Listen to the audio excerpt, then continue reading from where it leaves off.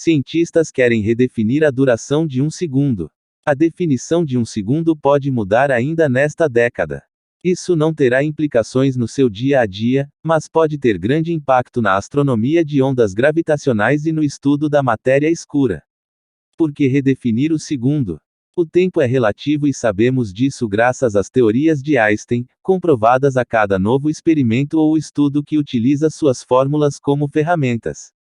Essa relatividade do tempo está intrinsecamente ligada à gravidade dos planetas. Quanto maior a massa, mais forte é o campo gravitacional. Isso significa que em planetas de massa maior que a da Terra, o tempo passa mais devagar, em planetas de menor massa, ele passa mais rápido.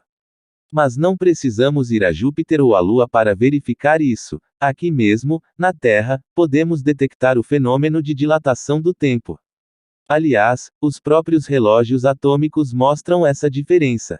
Em Boulder, EUA, por exemplo, existem 3 relógios atômicos ópticos diferentes, espalhados por laboratórios distintos e obtendo leituras ligeiramente diferentes entre si. Os cientistas concluíram que essas diferenças estão relacionadas com a altitude do relógio em relação ao nível do mar. Quanto mais alto o relógio, mais rápido o tempo corria. A diferença é quase insignificante para nós, que utilizamos nossos relógios para saber quando acordar e realizar nossas tarefas diárias. No entanto, a medição correta de um simples segundo é imprescindível para os astrônomos, eles precisam medir com altíssima precisão o tempo de duração dos eventos cósmicos.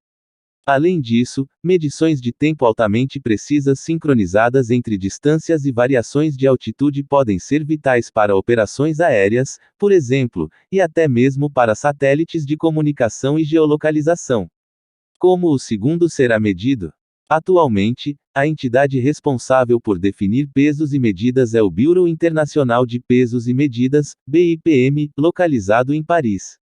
Para determinar a duração de um segundo, os cientistas usam o átomo do Césio-133, ou melhor, as vibrações das partículas que compõem esse átomo. O Césio-133 é um metal líquido, pesado, com partículas de movimento lento e fácil de rastrear. Além disso, esse movimento é constante e invariável, por isso é bem mais confiável do que o tic-tac de um relógio. O primeiro relógio baseado em Césio-133, criado em 1955, era tão preciso que só ganharia ou perderia um segundo em 300 anos. No entanto, o Césio-133 não é mais o queridinho dos cientistas que trabalham com relógios atômicos porque há outros átomos com partículas mais rápidas e mais interessantes para definir um padrão para o segundo.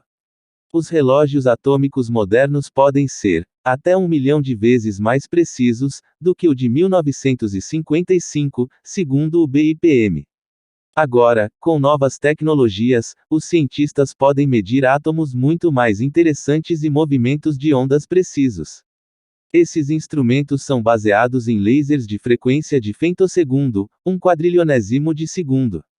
Contando diretamente os ciclos de uma partícula na resolução de femtosegundo, podemos redefinir o segundo com precisão imprescindível. Com os avanços nos lasers, os pesquisadores continuarão a estudar os comprimentos de onda dos átomos para verificar a confiabilidade de movimento das partículas em elementos além do Césio-133.